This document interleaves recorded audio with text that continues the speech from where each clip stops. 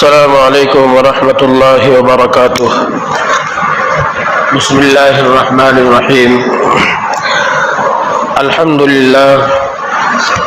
للہ وحدہ والصلاة والسلام علی من لا نبی بعدہ، اما بعد فاعوذ باللہ من الشیطان الرجیم، بسم اللہ الرحمن الرحیم۔ یا ایہا الذین آمنوا قوا انفسکم واہلیکم نارا، وقال اللہ تعالی یا ایہا النبی قل لأزواجک وبناتک ونساء المؤمنین یدنین علیہن من جلابیبہن، صدق اللہ مولانا العظیم۔ قال النبی صلی اللہ علیہ وسلم المرأة عورة اذا خرجت استشرفها الشیطان، رواہ الترمذی، او کما قال علیہ الصلاۃ والسلام۔ معزز اور مکرم سامعین، پیارے دینی بھائیوں اور بزرگوں، میری آواز کو سننے والی پیاری ماؤں اور بہنوں، اللہ تبارک و تعالی نے ہم سب پر بے انتہا کرم کیا ہے کہ ہمیں اور آپ کو اچھی زندگی دی ہے، صحت دی ہے، اور اس دنیا میں آخرت کی تیاری کا بھرپور موقع عنایت فرمایا ہے۔ کامیاب اور خوش نصیب ہیں وہ لوگ جو اس دنیا کو سمجھتے ہیں اور اس دنیا میں آخرت کی تیاری میں لگے ہوئے ہیں۔ اللہ تعالی ہم سب کو بھی دنیا کو دنیا سمجھ کر اور آخرت کو آخرت سمجھ کر اس کی تیاری کرنے کی توفیق عطا فرمائے۔ ابھی میں نے جو آیت کریمہ تلاوت کی اور ایک چھوٹی سی حدیث آپ کے سامنے پیش کی۔ قرآن میں اللہ تعالیٰ نے فرمایا، اے ایمان والو، اپنے آپ کو اور اپنے اہل و عیال کو جہنم کی آگ سے بچاؤ۔ دوسری آیت میں نے تلاوت کی جو پردے کے متعلق۔ ہم اور آپ جن حالات میں جی رہے ہیں، جس دور میں جی رہے ہیں، یہ دور بہت ہی خطرناک ہے، بہت ہی فتنے کا دور ہے، بہت نازک دور ہے۔ مجھے دو تین باتیں اس مختصر سے وقت میں عرض کرنی ہے۔ ایک تو یہ کہ اس فتنے اور اس نازک دور میں ہماری اور آپ کی ذمہ داریاں کیا ہیں۔ ہم اور آپ آئے دن دیکھتے رہتے ہیں ارتداد کا فتنہ عروج پر ہے، یعنی مکمل طور پر چاروں سمت سے، چاروں طرف سے یہ کوشش ہو رہی ہے، دن و رات، شب و روز دشمنان اسلام کی یہ کوشش ہے کہ کس طریقے سے وہ ہمارے دل سے ایمان کو نکال لے، ایمان کو چھین لے اور ہمیں مرتد بنا دے، کافر بنا دے۔ کبھی گھر واپسی کے نام پہ کہ ہمارے پرکھے جو تھے، یعنی ہمارے آبا و اجداد، ہماری نسل خاندان اوپر تک جانے کے بعد کہیں نہ کہیں غیروں سے ہمارا تعلق رہتا ہے، غیروں سے ہماری نسبت جڑتی ہے، یعنی اوپر تک کہیں نہ کہیں ہمارے آبا و اجداد میں کوئی غیر رہے ہیں۔ ہم وہاں سے منتقل ہوئے ہیں، بعد میں ہم ایمان لائے، حالانکہ ایسا نہیں ہے۔ کون جانتا ہے اوپر تک کی نسل میں کون ایمان والا، کون غیر ایمان؟ اگر ہم اس طرح دیکھیں گے تب تو صحابہ اکرام تقریباً بعد میں ایمان لائے۔ پہلے وہ کفار تھے، مشرک تھے، مجوسی تھے، یہودی تھے، نصارہ تھے۔ آپ صلی اللہ علیہ وسلم کی تعلیمات کو دیکھ کر اور آپ کے اخلاق سے متاثر ہو کر حق کو قبول کیا، حق کو پہچانا، اسلام کو قبول کیا۔ اور حق یہی ہے، عقل مند وہی ہے کہ حق اور سچ کو قبول کر لے۔ اگر وہ حق پر ہوگا، حق والا ہوگا، سچ ہوگا تو حق کو قبول کرے گا، سچ کو قبول کرے گا۔ دین اسلام برحق دین ہے، سچ دین ہے۔ جنہوں نے اس کو سمجھا انہوں نے فوراً اس کو قبول کر لیا، اور آج بھی اور قیامت تک یہ سلسلہ جاری رہے گا کہ لوگ جب اس کو سچ اور حق تسلیم کر لیتے ہیں، جب پہچان لیتے ہیں، چاہے وہ اپنے اسٹڈی سے، مطالعے سے، ریسرچ سے، جس طریقے سے بھی ہو، جب ان تک یہ جانکاری پہنچ جاتی ہے اور ان کا دل جب مطمئن ہو جاتا ہے تو وہ اسلام کو فوراً قبول کر لیتا ہے۔ ہمارے سامنے واقعات ہزاروں بھرے پڑے ہیں۔ ابھی چند ہی مہینے قبل ایک عیسائی پادری جو اسلام مخالف تھا، اسلام کا دشمن تھا، انہوں نے قرآن کا مطالعہ کرنا شروع کیا، ریسرچ شروع کیا، اسٹڈی شروع کی کہ قرآن میں بہت ساری نگیٹو باتیں ہیں، قرآن میں قتل کا حکم دیا گیا، قرآن میں اور بھی بہت سارے ایسے احکامات ہیں کہ جو نگیٹو ہے، جو نہیں رہنا چاہیے۔ تو اس نظریے سے قرآن کو پڑھنا چاہا، قرآن کے پر ریسرچ شروع کیا، مطالعہ شروع کیا۔ پڑھتے پڑھتے ایسا متاثر ہوا کہ انہوں نے اسلام قبول بھی کیا اور لوگوں کو بھی دعوت دی کہ اگر تم کو امن چاہیے، سکون چاہیے، عزت چاہیے، بلند مرتبہ چاہیے، اور دنیا کے بعد کی جو مرنے کے بعد جو زندگی ہے، اگر ان تمام زندگی میں سکسیسفل ہونا چاہتے ہو، کامیاب ہونا چاہتے ہو، قرآن پر لگ جاؤ، اس قرآن کو اٹھا لو، قرآن کی تعلیمات کو سمجھ لو اور ایمان لے آؤ، اسلام میں داخل ہو جاؤ۔ یہی سچا دین ہے، یہی سچا مذہب ہے، اور اسی دین میں سب سے زیادہ امن، سکون اور شانتی اور عزت۔ تو بہرحال اور یہ واقعات روز بروز ہو رہے ہیں، کلمہ پڑھنے والوں کی تعداد روز بڑھ رہی ہے، لیکن کچھ واقعات یہ بھی ہمارے سامنے آ رہے ہیں کہ جہاں کلمہ پڑھنے والوں کی تعداد بڑھ رہی ہے، وہیں پر غیروں کے ماحول کے زیر اثر، غیروں کے ماحول سے متاثر ہو کر، غیروں کی تعلیمات سے متاثر ہو کر بہت سارے مرتد بھی ہو رہے ہیں، ایمان سے پھرتے بھی ہیں، اور حتی یہ کہ بہت ساری ہماری مسلم بچیاں، ہماری بچیاں، وہ بھی مرتد ہو کر ایمان سے پھر کے غیروں میں جا رہی ہے، غیروں کے ساتھ شادیاں رچا رہی ہے۔ یہ حقیقت ہے، روز بروز خبریں ہمارے سامنے ہیں، اس کا کوئی انکار نہیں کر سکتا۔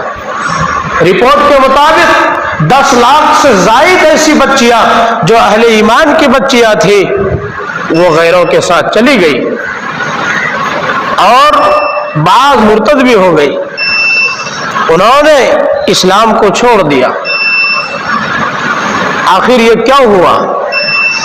ایک طرف اسلام بڑھ رہا ہے، تیزی سے بڑھ رہا ہے، ایمان والے اور اس دین کو ماننے والے روز بروز ان کی تعداد بڑھ رہی ہے، تو دوسری طرف پھر ایسا کیا ہو رہا ہے؟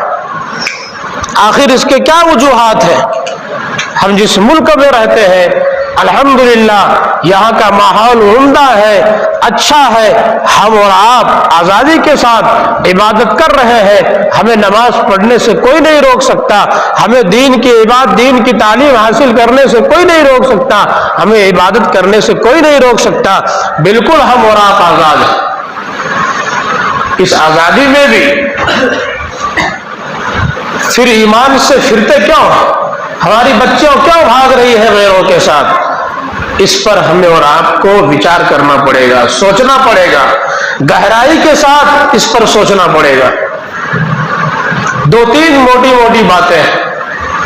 نمبر 1، سب سے پہلی اور بنیادی چیز قرآن کریم نے سب سے پہلے ہمیں اور آپ کو یہی سکھلایا، اقرا، اے لوگوں پڑھو۔ قرآن کریم جب نازل ہوا آپ صلی اللہ علیہ وسلم پر سب سے پہلی آیت جو نازل ہوئی وہ اقرا ہے، پڑھنے کا حکم دیا گیا۔ اقرا بسم ربک الذی خلق، اپنے اس رب کے نام سے پڑھو۔ آپ صلی اللہ علیہ وسلم کے ذریعے پوری دنیا کو، قیامت تک کی انسانیت کو یہ تعلیم دی گئی کہ سنو، تم پڑھنا شروع کرو، پڑھو گے، تعلیم تمہارے اندر ہوگی تو سمجھ لو دنیا تمہارے ہاتھ میں ہوگی، اور اس دنیا کے بعد جو ہمیشہ کی زندگی ہے اس زندگی میں بھی تم کامیاب ہو جاؤ گے۔ نہیں پڑھو گے، دنیا بھی تمہارے سامنے اندھیری رہے گی اوجھل رہے گی، اور اب اس دنیا سے جب جاؤ گے تو وہاں بھی تمہارے لیے کوئی راستہ نہیں ہوگا۔ پڑھنے کا مطلب کیا؟ جس اللہ نے ہم کو پیدا کیا، سب سے پہلے اس اللہ کو پہچاننے کی کوشش کرو۔ اس کے بعد جس مقصد کے لیے پیدا کیا، اس مقصد کو پہچانو کہ اللہ نے ہمیں پیدا کیوں کیا ہے۔ کیا کھیل کود کے لیے پیدا کیا؟ کیا بس صرف ہمارا کام یہی ہے کہ کھائے پیے اور اس دنیا سے چلے جائیں؟ آخر اس کا مقصد کیا ہے؟ جب اس مقصد کو ہم پہچاننے کی کوشش کریں گے تو ہم دھیرے دھیرے رفتہ رفتہ تمام چیزوں کا علم حاصل کرنے کی کوشش کریں گے، جانکاری لیں گے کہ اللہ کو کیسے پہچانا ہے، اللہ کی معرفت کیسے حاصل ہو، کون سی ایسی چیز ہے، کون سا ایسا ہتھیار ہے جس کے ذریعے ہم اللہ کو پہچان سکتے ہیں۔ جب ہم گہرائی میں جائیں گے تو نماز ملے گی، نماز میں اللہ کی معرفت حاصل ہوتی ہے۔ جب گہرائی میں جائیں گے روزہ ملے گا، حج ملے گا، زکوٰۃ ملے گی، اور بھی دیگر عبادتیں ملیں گی کہ ہم عبادت کے ذریعے سے اللہ کو راضی کر سکتے ہیں اور اللہ کو پہچان سکتے ہیں۔ اور ڈیٹیل میں جائیں گے، ہم دنیا میں زندگی گزار رہے ہیں، آپسی معاملات ہیں، لوگوں سے ملنا جلنا ہے، تو پھر لوگوں کے اندر کس طریقے سے رہا جائے، سماج میں کیسے رہا جائے، ایک دوسرے سے بات چیت کیسے کی جائے، ایک دوسرے سے ملنا جلنا کیسے ہو، کاروبار کیسے ہو، آپسی لین دین کیسا ہو، جب ان تمام چیزوں کو سیکھیں گے تو انہی کو اخلاق کہا جاتا ہے، انہی کو آپس کا لین دین اور اخلاقی اور سماجی معاملات کہا جاتا ہے۔ ان تمام چیزوں کو سیکھنے کا نام علم ہے۔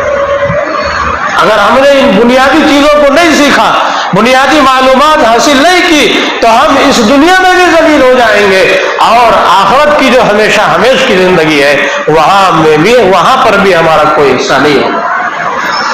تو علم سب سے امپورٹنٹ اور بنیادی چیز ہے۔ اور صرف یہی نہیں کہ مردوں پر ہی علم حاصل کرنا ضروری اور فرض ہے، حدیث میں صاف ہے، طلب العلم فریضۃ علی کل مسلم و مسلمہ، علم کا حاصل کرنا ہر مسلمان مرد پر اور ہر مسلمان عورت پر فرض ہے۔ کیا مطلب؟ یعنی کم از کم اتنا علم حاصل کرنا جس سے حرام اور حلال کی تمیز ہو جائے، ہم حرام سے بچنے والے بن جائیں اور حلال کو اختیار کرنے والے بن جائیں، جائز کیا، ناجائز کیا، اور حرام کیا، حلال کیا، غلط راستہ کون سا ہے، صحیح راستہ کون سا ہے، اللہ کس کام سے راضی ہوگا، اللہ کس کام سے ناراض ہوگا، ان تمام چیزوں کا علم رکھنا ہر مسلمان مرد اور عورت پر فرض ہے۔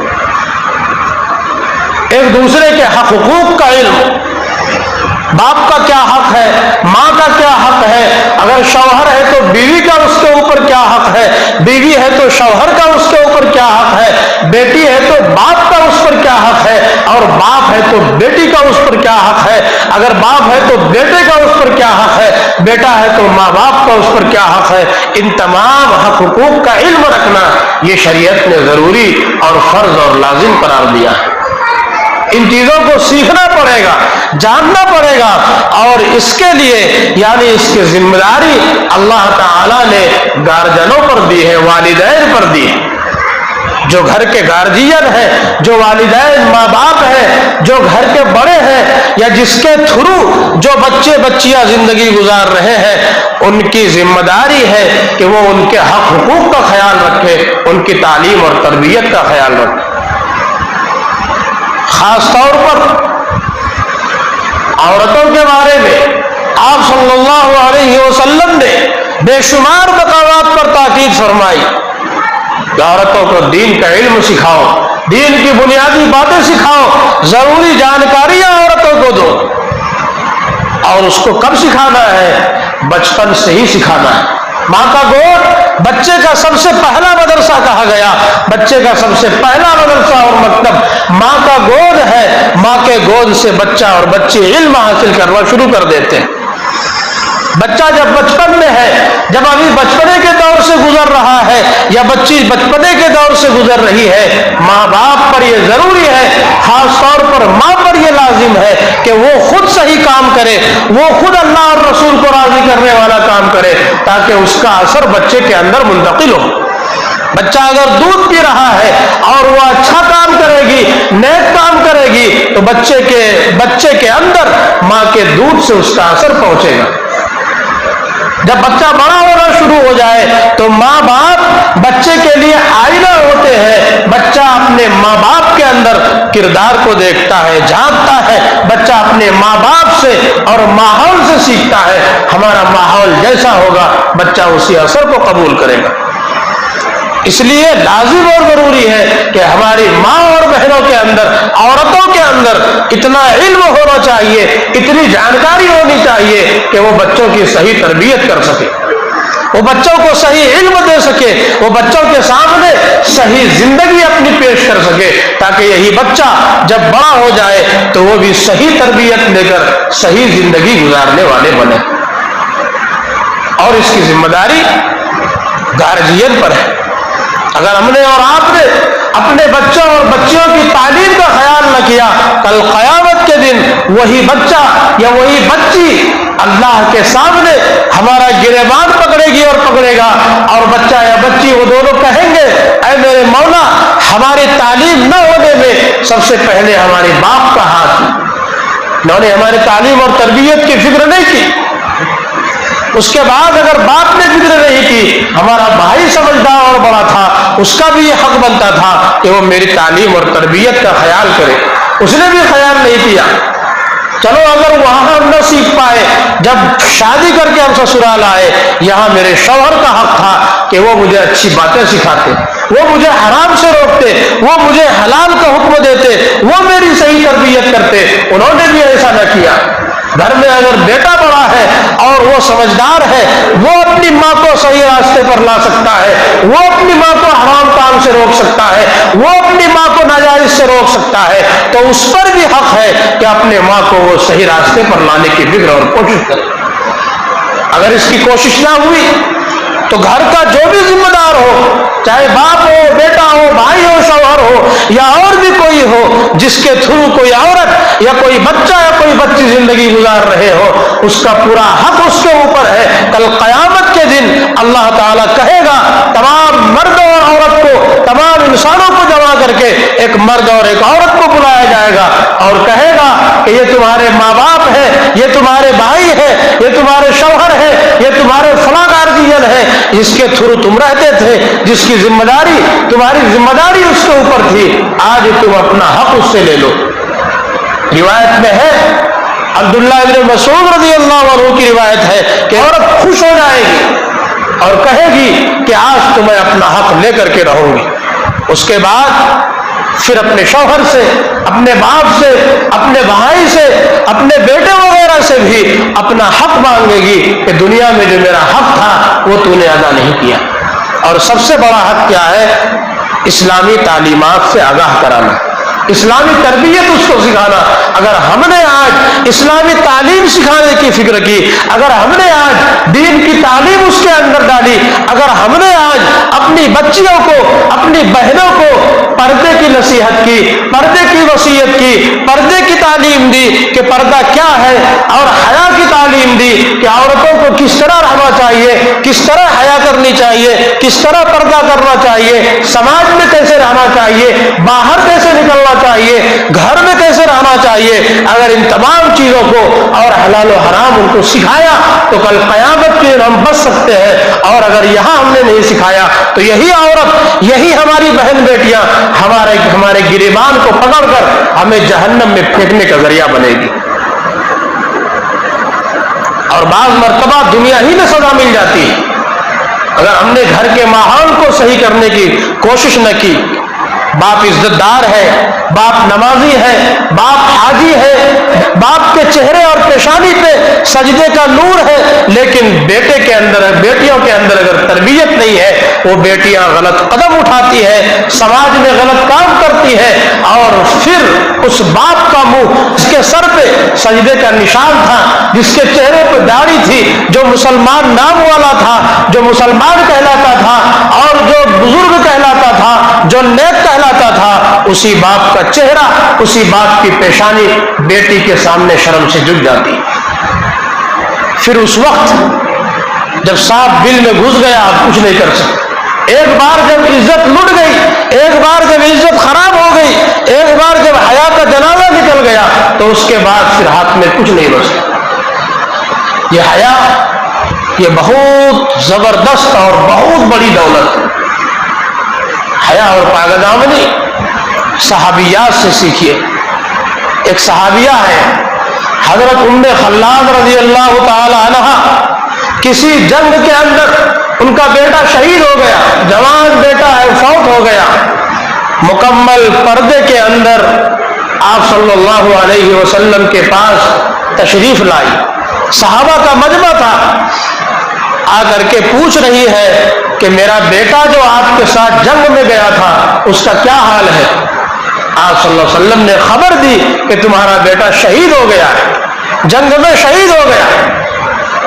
وہاں پر جو مجمع تھا صحابہ کا، کسی صحابی نے کہا کہ اس کا بیٹا شہید ہو گیا، اس کا بیٹا فوت ہو گیا، اور یہ عورت مکمل پردے میں ہے، چہرہ بھی نہیں کھول رہی ہے، اور بالکل سر کا پاؤں، سر سے پاؤں تک، ہاتھ تک مکمل پردے کے اندر چھپی ہوئی ہے، یہ کیسی عورت ہے؟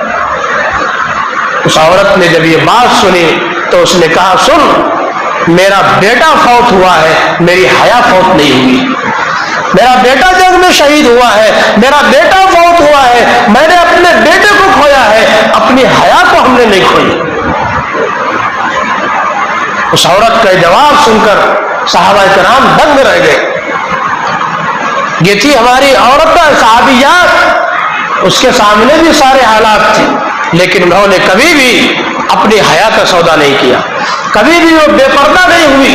حضرت فاطمہ رضی اللہ عنہا کی پوری زندگی ہمارے سامنے، آپ نے وصیت فرمائی تھی کہ جس طریقے سے مجھے دنیا میں کسی غیر مرد نے نہیں دیکھا، میرے بال تک کو نہیں دیکھا، میرا کوئی عضو نہیں دیکھا، میں یہی چاہتی ہوں کہ مرنے کے بعد بھی میرا عضو کوئی نہ دیکھے، اور رات میں جنازہ لے جا کر دفن کرنے کی وصیت فرمائی تھی۔ اس زمانے میں آج کل جنازہ جو لے جاتے ہیں ڈھانک کر، اونچا بنا کر، یہ رواج اور ماحول نہیں تھا۔ حضرت فاطمہ بہت گھبراتی تھی، ڈرتی تھی کہ کیا ہوگا۔ انہوں نے اپنی سہیلی سے بھی کہا تھا کہ میرا کیا ہوگا جب میں مر جاؤں گی، لوگ جنازہ لے کر چلیں گے، لوگ دیکھیں گے میرا جنازہ ہلے گا یا میرا بدن ہلے گا، لوگوں کی نظر میرے اوپر پڑے گی، اس وقت سے مجھے بڑی شرم اور حیا آتی۔ تو پھر اس نے کہا تھا کہ میں تمہارے لیے ایک ڈولی کا انتظام کروں گی، جب تو انتقال ہوگی تو کھجوروں کی لکڑیوں کو لے کر، پتوں کو لے کر، اس طرح ڈولی کی شکل بنا کر، اونچی شکل بنا کر کپڑے سے ڈھانپ کر لے جاؤں گی۔ اس جملے کا سننا تھا کہ حضرت فاطمہ کو تسلی ہوئی کہ ہاں ایسا ہی کرنا، مکمل پردے کے ساتھ رات میں میرے جنازے کو لے کر چلنا، تاکہ کسی غیر مرد کی نظر میرے جنازے کے چارپائی پر بھی نہ پڑے۔ اور یہ تو بہت دور کی بات ہے، قریب کا ایک واقعہ ایک اخبار میں آیا، اب غور سے سنیے، میں نے پڑھا، میرے ذہن میں بھی وہ بات آئی۔ فرانس کا واقعہ ہے، جہاں غیروں کا ماحول ہے، اسلامی کوئی ماحول نہیں۔ ایک عورت ایک کاؤنٹر پر جاتی ہے، دکان پر جاتی ہے سامان لینے، سامان لیا، وہاں بل پے کرنے گئی، ایک مسلم عورت، ایک مسلم لڑکی بیٹھی ہے، بل کاٹ رہی ہے، یہ نقاب والی تھی۔ جب اس لڑکی نے اس کے نقاب کو دیکھا، معاملہ ختم ہو گیا، پیسے لے لیے، بل دے دیے۔ اس کے بعد وہ کہہ رہی ہے کہ سنو، اس ملک میں، اس شہر میں جہاں اسلامی کوئی ماحول نہیں، جہاں پردے کی کوئی بات نہیں، یہ تم لوگوں کا جو پردہ ہے، کچھ عورتیں جو نقاب ڈالتی ہیں، اس نقاب نے ہمیں بہت پریشان کر رکھا ہے۔ وہ بھی مسلمان ہے بولنے والی، اور یہ جو ہے جنہوں نے پردے میں اپنے آپ کو چھپا رکھا ہے، یہ ابھی نیا نیا اسلام لائی تھی، ابھی نیا مسلمان بنی تھی۔ اس نے کہا تم سامان دو، میں یہاں دین اور اسلام سیکھنے اور سکھانے نہیں آئی ہوں۔ اس نے بھی کہا کہ میں تو واقعی خرید و فروخت کرنے کے لیے بیٹھی ہوں، اور ہم سب کا مقصد بھی یہی ہے کہ ہم تجارت کریں، خریدیں، بیچیں، ہم یہاں کوئی دین اور اسلام سکھانے تو نہیں آئے ہیں، پھر تم پردے میں کیوں ہو؟ یہاں सब औरतें नंगी फिरती है, चेहरा खुला हुआ, हाफ लिबास पहन कर, और ये तुम्हारा ये पर्दा इस मुल्क में, इस शहर में, ये मुझे बड़ा ताज्जुब होता है। उस औरत ने क्या जवाब दिया? उसने अपना चेहरा खोला, बाल निकाला, कहा कि मैं किसी अरब से नहीं आई हूं, मैं भी इसी मुल्क और इसी शहर की हूं। सुन, जिस इस्लाम को तूने छोड़ा है, जिस इस्लाम को तूने बाजार में बेचा है, जिस पर्दे को तूने बाजार में बेचा है, उसी पर्दे को हमने खरीद लिया है। तू खानदानी मुसलमान है और मैं खानदानी गैर मुस्लिम। तू खानदानी मुसलमान है, तू मुसलमान के घर में पैदा हुई है, इसीलिए इस्लाम की इज्जत और पर्दे की कोई वक़्त तुम्हारे अंदर नहीं। मुझे मालूम है कि ये पर्दा क्या है और इस्लाम की तालीमात क्या है।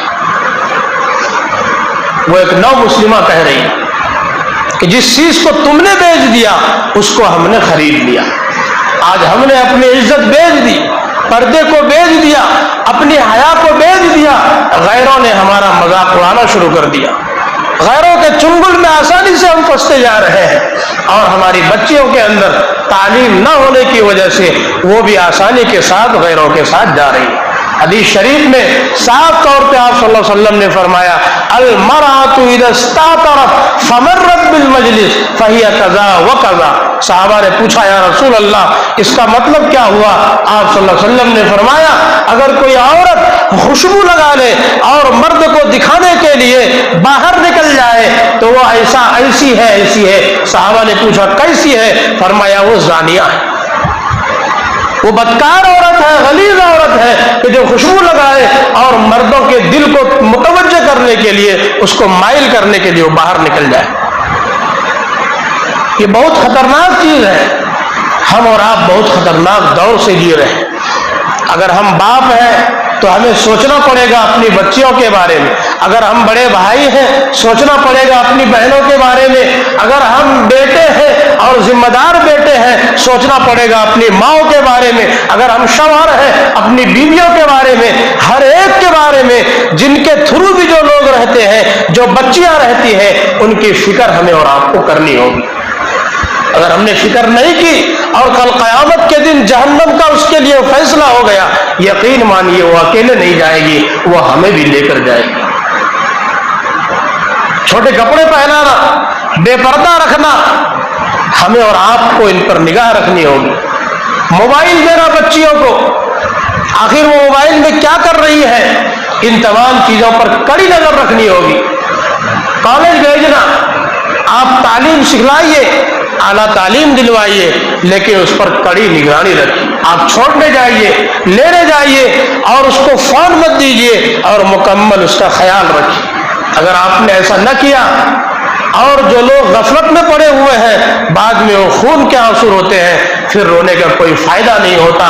वही बाप जिसने अपनी बच्ची की परवरिश 20 साल तक, 18 साल तक की, और वही बच्ची जब गैरों के साथ चली जाती है, फिर अफसोस होता है, खून के आंसू रोने से उस वक्त कोई फायदा नहीं होता। इसलिए हमें और आपको एक माहौल देना होगा, एक अच्छा घराना, एक अच्छा समाज बनाना होगा।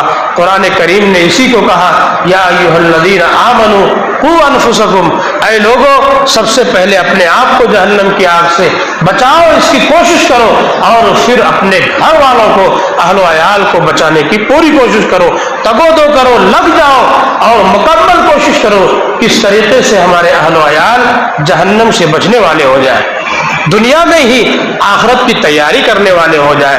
अगर हमने ऐसा न किया तो फिर हमारी बहुत बड़ी जवाबदेही होगी। औरतों ने पूछा था, या रसूल अल्लाह, मर्द हजरात जिहाद में जाते हैं, उनको जिहाद का सवाब मिलता है, हम जिहाद में नहीं जा पाती, हमें जिहाद का सवाब कैसे मिलेगा?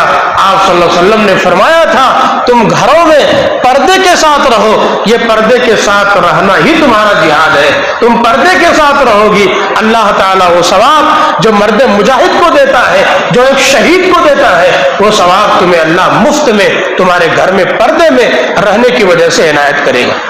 अगर औरत नमाज पढ़े और हया और पाकदामनी के साथ रहे, कल क़यामत के दिन अल्लाह कहेगा, जन्नत के 8 दरवाजे तुम्हारे लिए खुले हैं, तुम जिस दरवाजे से चाहो जन्नत में दाखिल हो जाओ। لیکن عورتوں کو ماحول بنانا پڑے گا، اور اس کے لیے سب سے پہلے ہمیں اور آپ کو ماحول بنانا پڑے گا۔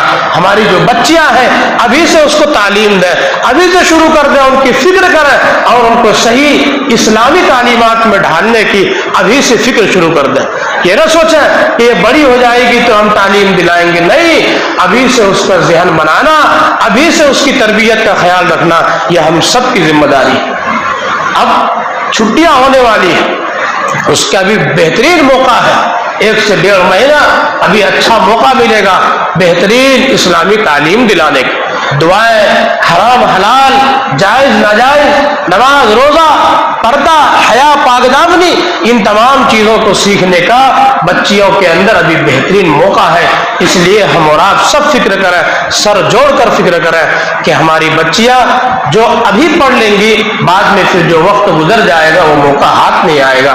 اس لیے ابھی سے اس کی تعلیم کی فکر میں لگے اور اس 1.5 مہینے کی چھٹی کو بہترین طریقے سے یوز کرائیں، استعمال کرائیں۔ اللہ تعالی ہمیں اور آپ کو کہنے اور سننے سے زیادہ عمل کی توفیق عطا فرمائے۔ وآخر دعوانا ان الحمد للہ رب العالمین۔ سنت پڑھنا۔